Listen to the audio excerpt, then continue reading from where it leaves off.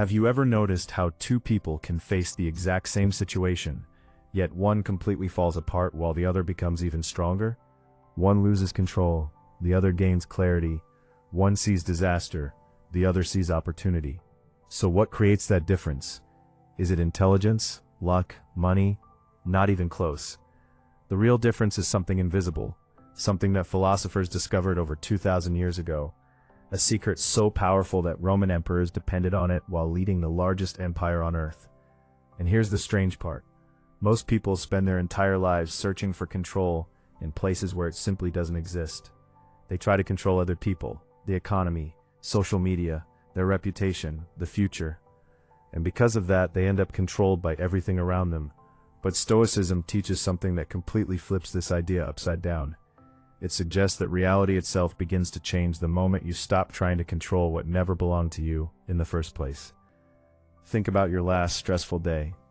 Maybe someone ignored your message. Maybe you lost an opportunity. Maybe someone criticized you unfairly. What happened next? Chances are your mind immediately created a story. You imagined the worst. You predicted failure. You replayed the situation over and over. But here's the question nobody asks. Was the event actually causing your suffering? Or was it your interpretation of the event? This is exactly where the Stoics begin. Epictetus said something that sounds simple, but changes everything. People are disturbed not by things, but by the views they take of them. Read that again.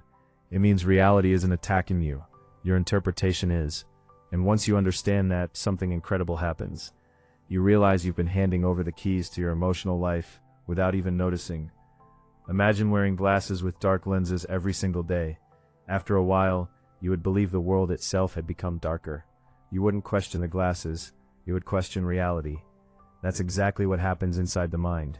Your beliefs become lenses, your fears become filters, your assumptions become facts. Someone walks past without saying hello, you assume they dislike you. A business idea fails. One rejection arrives, and suddenly your future looks hopeless. But none of those conclusions are reality. They're stories. Stories your brain tells to protect you. Stories that often become self-fulfilling prophecies. The Stoics understood this centuries before modern psychology confirmed it. Change the interpretation, and you change the emotional experience. Change the emotional experience, and your actions change. Change your actions, and your entire future begins moving in a different direction. Marcus Aurelius faced wars, betrayal, disease, political conspiracies, and unimaginable pressure. Yet his private journal, which later became known as Meditations, rarely complains about circumstances. Instead, he constantly brings the focus back to one question: what is within my control right now? That's the Stoic superpower, not pretending problems don't exist, not forcing fake positivity, but refusing to waste precious energy fighting battles inside the mind that cannot be won. Think about how much of your life is spent worrying about tomorrow. Conversations that haven't happened, problems that may never arrive, opinions strangers might have about you. Every minute invested in those imaginary scenarios is a minute stolen from the only place where real power exists, the present moment. Here's something fascinating. Neuroscientists have discovered that the brain often reacts to imagined threats almost the same way it reacts to real ones.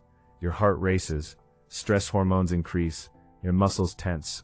The body doesn't always know the difference between reality and imagination, which means every fearful story you repeatedly tell yourself becomes a physical experience. Suddenly, Stoicism isn't just ancient philosophy, it's practical mental technology. When a Stoic questions an anxious thought, they aren't ignoring reality, they're refusing to let imagination become a prison. That's a skill. And like every skill, it becomes stronger through repetition. Now consider this. Why do some athletes perform their best under enormous pressure, while others completely collapse? Why do certain entrepreneurs become energized during economic crises, while others freeze? Why do some people rebuild their lives after devastating failures, while others never recover? The answer isn't external circumstances, it's internal governance.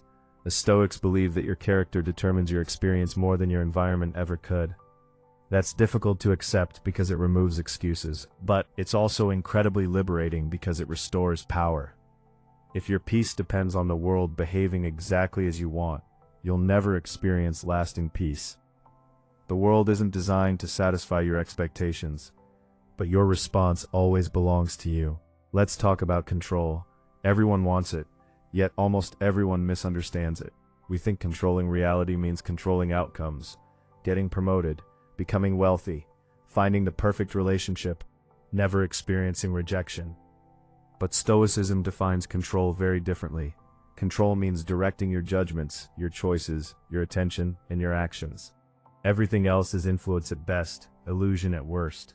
Imagine trying to command the weather. Ridiculous, right? Yet every day people try to command strangers, social trends, economic markets, and unpredictable futures. Then they wonder why they're exhausted. The Stoic simply smiles and returns to the only kingdom that truly belongs to them, their own mind. Here's where everything becomes practical. Suppose tomorrow someone insults you publicly. Most people immediately react. Anger explodes. Pride takes over. They defend themselves without thinking. Hours later they regret their words. The Stoic pauses, not because they're weak, because they understand something powerful. Between stimulus and response exists freedom. That tiny pause changes everything. In that moment, emotion stops being the driver and becomes information instead. Suddenly the insult loses its authority. The other person no longer controls your state of mind. They merely offered an opinion. Whether you accept it remains entirely your decision. This is why Stoicism often feels almost supernatural. Outsiders believe Stoics possess incredible emotional strength.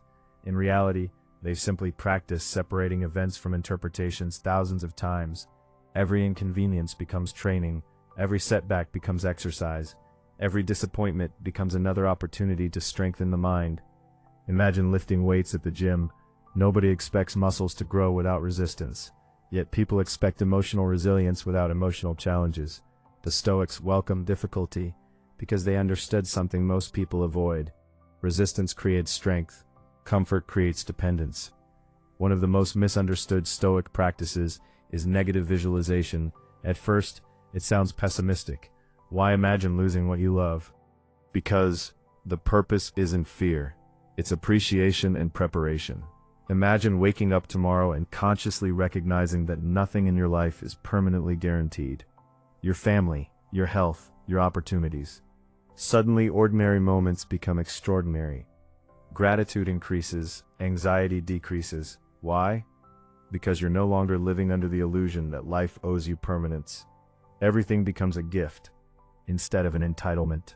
Modern society constantly encourages comparison.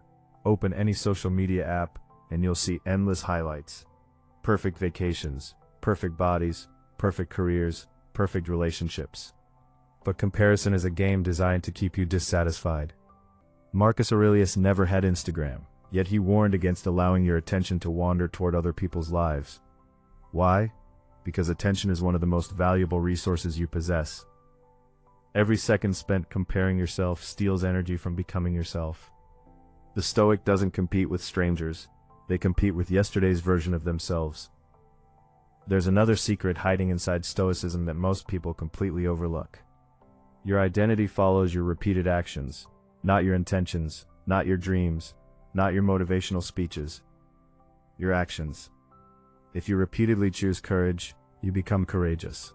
If you repeatedly choose discipline, discipline becomes your character. Reality begins changing because your behavior changes first. Most people wait to feel confident before acting. Stoics act according to values first. Confidence arrives later as evidence. That's why they seem fearless. They aren't waiting for fear to disappear. They're moving despite it. Imagine carrying two backpacks. One contains things you control. The other contains everything you don't. Every morning you unknowingly choose which backpack to carry. Most people spend their lives carrying the impossible one. They obsess over politics, gossip, other people's opinions, future uncertainty, random events, and endless what-if scenarios. No wonder they feel exhausted. The Stoic chooses differently. They carry only responsibility. Their decisions, their integrity, their effort, their attitude. The load becomes lighter, but their influence becomes stronger. Something incredible happens when you stop chasing approval. People actually begin respecting you more. Why? Because confidence isn't built by collecting validation. The Stoics understood that reputation belongs to others, not to you. Character belongs to you alone. One can disappear overnight. The other becomes stronger every day you protect it. Ask yourself honestly, how many decisions have you made simply because you wanted someone else to approve? How many dreams have you abandoned because criticism felt too painful? Every time approval becomes your compass, someone else starts steering your life. Now here's the paradox. The less desperately you try to control outcomes, the more effective you become. Why? Because anxiety shrinks, focus improves, creativity expands, performance increases. Think about the best moments of your life. Chances are you weren't obsessing over results. You were completely absorbed in the process. That's where excellence lives. The Stoics knew that obsession with outcomes creates emotional dependence. Commitment to effort creates freedom. And free minds consistently outperform anxious ones. Every morning gives you a choice. You can wake up and ask, what will happen to me today? Or you can ask, who will I choose to become today? Those two questions create entirely different lives. One places power outside yourself. The other brings it home. Reality isn't something happening only around you. It's also being shaped by every decision, every habit, every interpretation, and every response you make throughout the day. That invisible process quietly builds the future long before the future arrives. So what is the Stoic secret to controlling reality? It's realizing that reality doesn't begin outside you. It begins with perception, then judgment, then action, then habit, then character, and finally, destiny. You don't control every event, nobody does. But you control the meaning you assign to every event. That meaning shapes your emotions. Those emotions shape your decisions. Those decisions shape your life. That's the hidden chain connecting thought to reality. Break the wrong link, and everything changes. The next time life feels overwhelming, pause before reacting. Ask yourself one simple question. Is this within my control? If the answer is yes, act with everything you've got. If the answer is no, release it completely. That single habit has transformed emperors, soldiers, athletes, entrepreneurs, and ordinary people across thousands of years. It can transform you too. Because the greatest victory isn't controlling the world around you. It's becoming impossible for the world to control the person you are.